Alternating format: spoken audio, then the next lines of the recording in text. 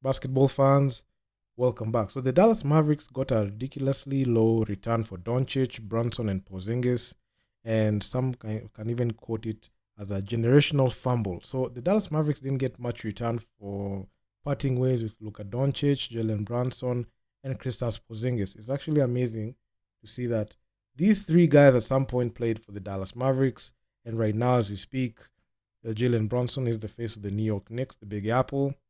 Luka Doncic is succeeding. He's going to succeed LeBron James in the not so distant future, and Kristaps Porzingis is an NBA champion with the Boston Celtics. So let's just talk about this. How did this all happen?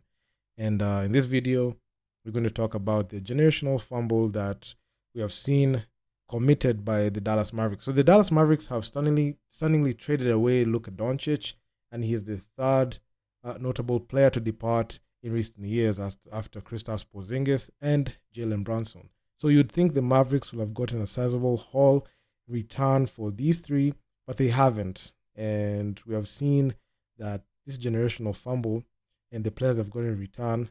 I mean, it's sad. So in return for these three players, Anthony Davis, Max Christie, Spencer Dinwiddie, Davis Bertans, an unprotected 2029 first round pick from the Lakers.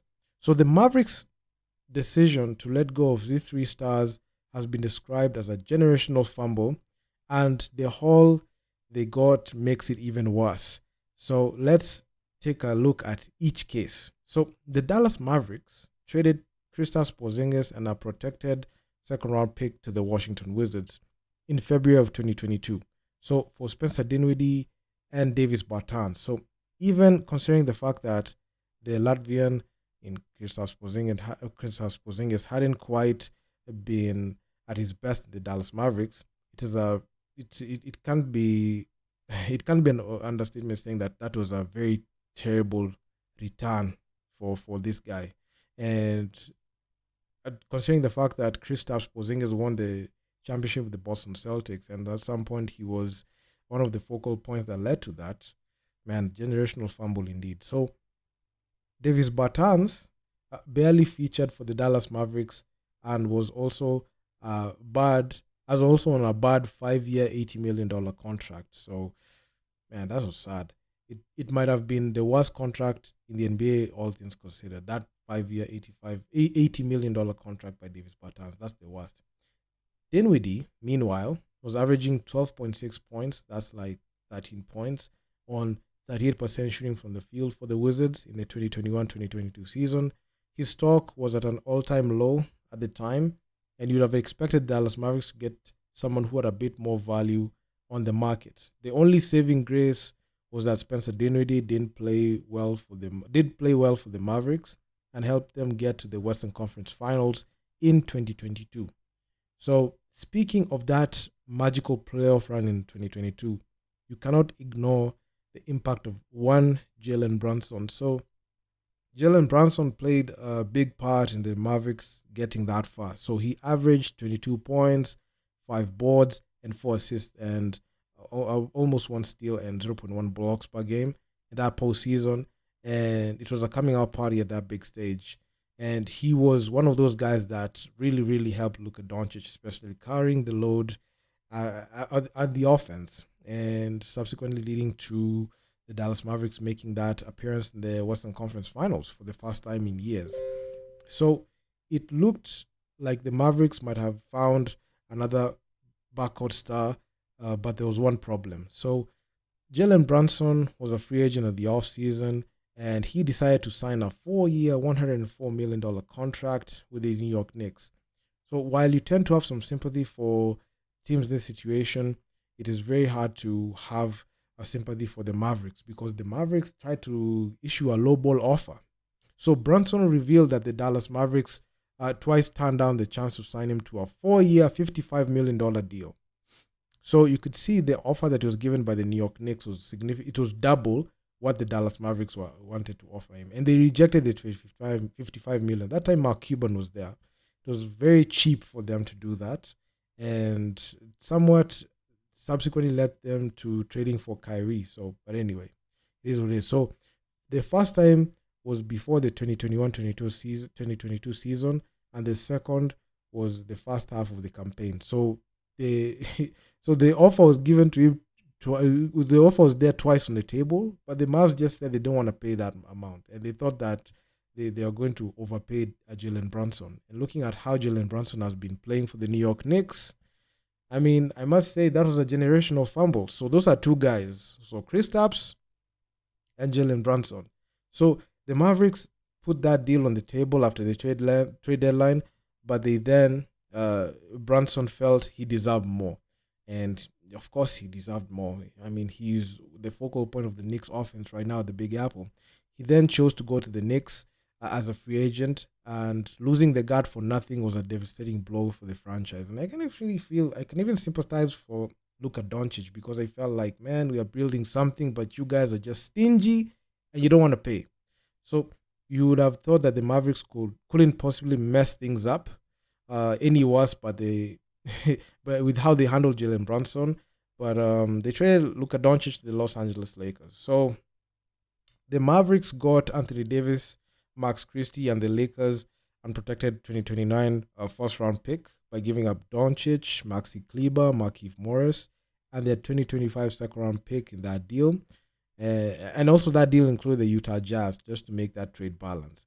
While Davis is one of the best players in the NBA and Christie is a solid young player, this was not a good haul in return. And at some point, reports came out that this trade was never made public. It's between the Mavs and the Lakers. So you could see if the Mavs opened up and said that they put Luka Doncic in the trade market, they might have gotten better offers than what they got. But anyway, the front offices decided to act with a lot of discretion and a lot of secrecy. But anyway, it is what it is. So Luka Doncic, who is averaging 28 points, 8 boards, 8 assists, and 2 steals and 0.4 blocks per game in this season, the 2024-2025 season, is rarely regarded as a top 5 player in the NBA, and he's a generational talent. So players like him don't come around too often, especially when you draft them. They don't come around too often. You don't expect them to pop off like that. But Luka Doncic just had superstar written on his face. So, and franchises who recognize such a talent hold on to these players for too long. That's the reason as to why you're seeing, even despite the situation with Milwaukee when they had a rocky season, ups and downs, Milwaukee will never consider trading away Giannis Antetokounmpo. They wouldn't. And you could see the Mavs just fumbled it.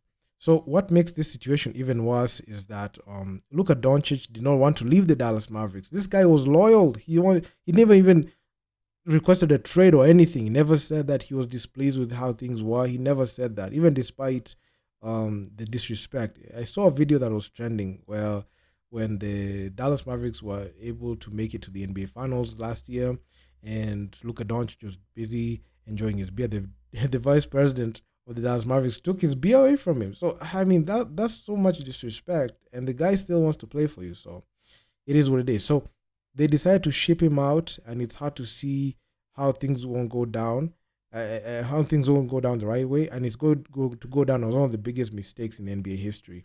And Dallas Mavericks front office has made some good decisions in recent years, but how they handle these three guys who have gone on to be successful post the Dallas Mavericks, and I'm pretty sure Luka Doncic is going to bounce back, especially when he's going to be mentored by King James, who is going to be there for like about a year and a half. So things are going to change well.